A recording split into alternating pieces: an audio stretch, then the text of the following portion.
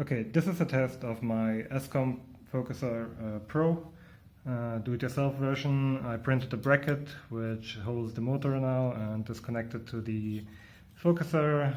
Everything is mounted on somehow on my camera with USB connection and power connection and stuff like that. So everything is turned on right now. So let's try to connect it.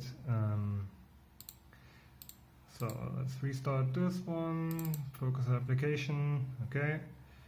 So it's COM6, and I'm gonna change some settings, not update, close, connect,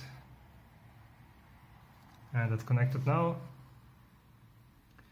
And if I move it, it's hard to tell,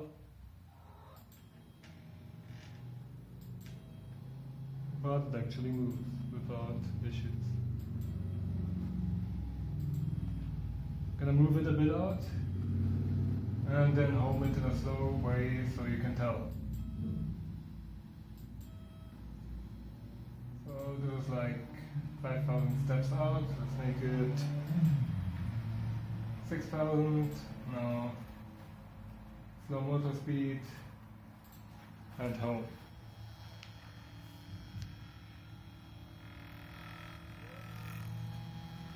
So yeah, it moves.